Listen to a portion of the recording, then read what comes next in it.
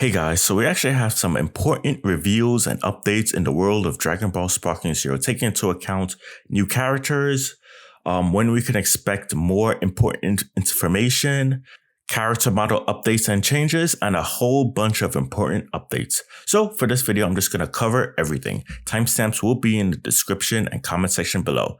Now, let's start. First, let's show off Babidi's ultimate. Are you ready?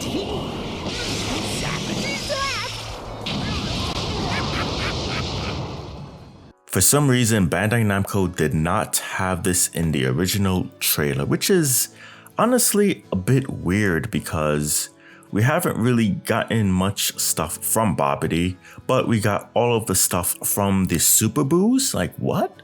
Like why didn't they just show this in the actual trailer? Why didn't they just put Babidi in the demo and just, ignore and, omit Super Buu or whatever? But anyway, yeah, that's Babidi's ultimate. Pretty okay, I guess, for the small amount of people who will play as him. All right, let me stop. Maybe a decent amount of people will play as him. I don't know. Now let's look at some gameplay screenshots that Bandai Namco posted recently.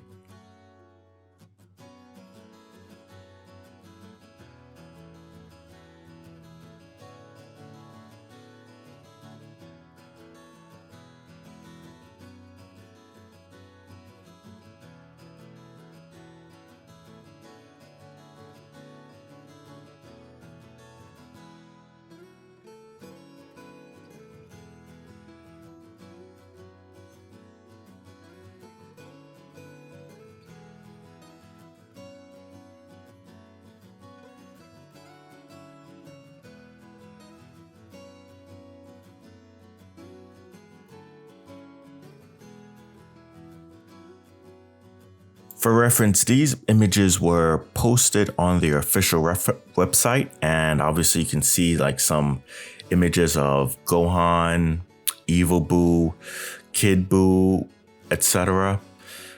Other than that, the website didn't really do much in terms of updates.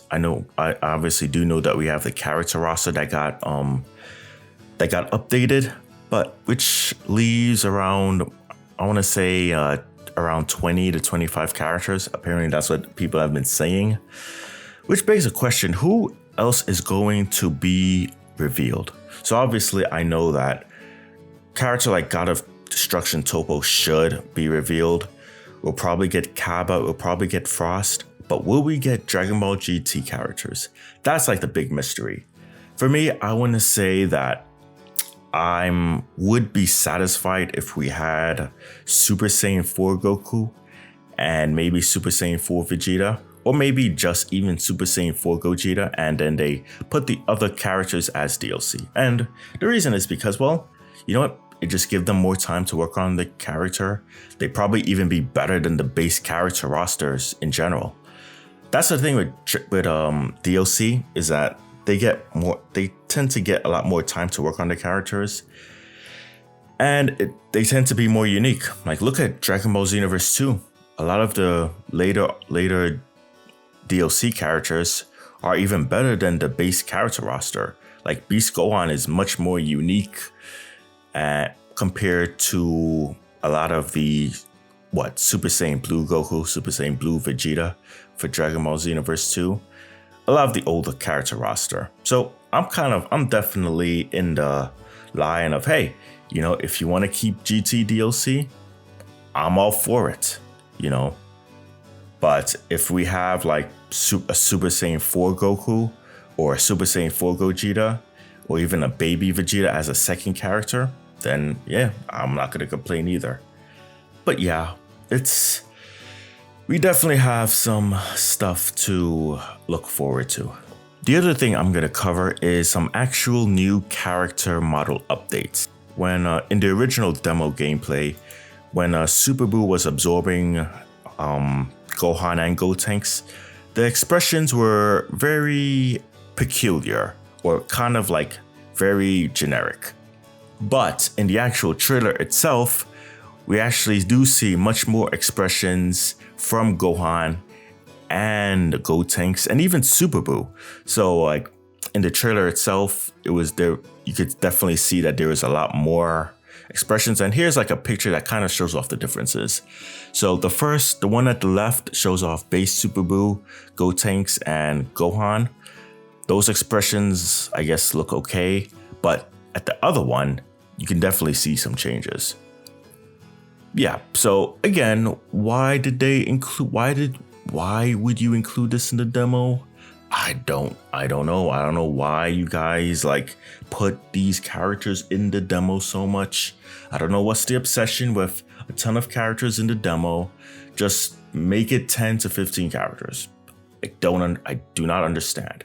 You cannot convince me that they are taking our feedback immediately after the demos regarding these models. No, I believe that they already had this planned and blah, blah, blah.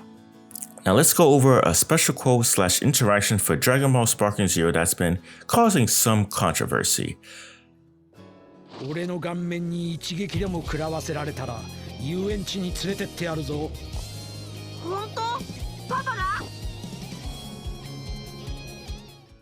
There was a line where Trunks says no cap, and apparently that's been causing some controversy, obviously with purists and people who want the dialogue to be one-to-one to the Japanese version or whatever. They don't like it when liberties are taken. But then a lot of the times these same people forget that what Gotenks said, peanut butter jelly time in Budokai Tenkaichi 3.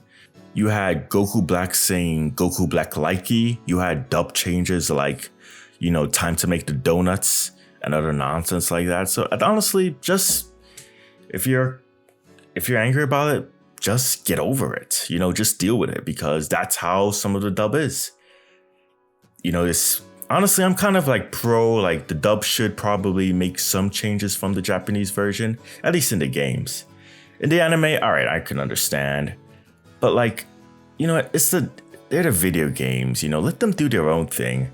They handle their own thing. They don't need to be completely, you know, one-to-one or completely accurate to the Japanese version, or completely like, oh, well, we're not going to take any modern slang or terminology. We're not going to do that. We're just going to keep it official. It's like, bro, just get over it. They're video games. You have characters, you know, surpassing each other and having what if interactions. It's really not a big deal. Honestly, people complaining, we'll just get over it. They're going to be forced to either way, because I doubt that Bandai Namco is going to be making any changes. Even ShykoPlays has to remind you guys that in Dragon Ball Xenoverse 2, Kefla literally says deadass and you just take an L. So, oh boy. Another update is in regards to Super Buu. When Super Buu was talking in the trailer, you could obviously tell that the voice was completely different. And I don't know why they even had that voice. I don't even know why Evil Buu even sounds like that. Because in the original Dragon Ball Z, I don't recall him sounding like it. It was definitely different. So there definitely been some like direction changes here. But Super Buu says this. Annoying. We're gonna make you cookie. And in the actual tweet, Damon Mills says, I'm pretty sure it's just an error within the trailer, definitely not for the final game. He also says they put incorrect audio files over Super Buu, I believe. Those are supposed to be for Majin Buu Evil, who was voiced by Josh Martin. Super Buu is still Justin Cook. So yep, that confirms that, you know, the voice you hear in the trailer for Super Buu was just temporary. It's not going to be in the final game. Also, I wanted to bring awareness to a competitive Dragon Ball Sparking Zero Discord server. Once the game comes out, you're probably going to be wanting to know all the ins and outs of the fighting system and probably going to be wanting to fight off against a lot of players. So I would say his Discord server is the perfect place to go to. That way you can interact with a community or even get help. But yeah, I'll put his Discord link in the description and comment section. And of course, you can see his Discord link here. He's the current #1 Raging Blast 2 player and a fairly high level Tenkaichi 3 player. And even on his channel, he actually has faced off against people like Endukaba and more. Finally, the Tokyo Game Show is one of the events where we can likely expect Dragon Ball Sparking Zero information aside from the V-Jump scans and Bandai Namco premiering a trailer. The Tokyo Game Show is of course a major event for gamers featuring hands-on previews from top developers and publishers. Bandai Namco is apparently set to be at that event, and the show runs from September 26th through the 29th, with it being open to the public between September 28th through the 29th. So yeah, I personally think that we're likely going to get a trailer there, or at least some type of huge showcase or reveal. Although I don't know if we're gonna even get a big trailer, just judging from what happened with Gamescom. But yeah, I would say that this is the date. This is the event to look forward to when it comes to anything else. Overall, I would say it's kind of been a very slow and painful few months, just because we've just been getting character. We've been getting Saga trailers, which, it's been whatever. I just want to see like OG Dragon Ball, more Dragon Ball Super characters, or even GT at this point. I'm tired. Like the Buu Saga trailer, I just wasn't really a big fan of overall, mostly because of the fact that we already seen these characters in demos. So it was like pointless. Very pointless trailer, I think, but it was one of those things where, you know what? The next trailer has to have something good. It has to. And that's just a fact. It has to have something good because it has to have something that we haven't already seen before. Whatever, man. Anyway, be sure to give this video a like, subscribe if you're new, and I'll see you all next time. Yeah, let me do a final thing. So around a couple weeks ago, Jun Furutani said something like, Goku has a special animation that references the anime when he deflects Majin Buu's Kamehameha. So as for what that looks like, well, you probably already saw it, but here's another look. When Majin Buu shoots his Kamehameha, Goku deflects it. When you do a quick slowdown, then that's also what it looks like. So yeah, that's pretty much it. And I'm out.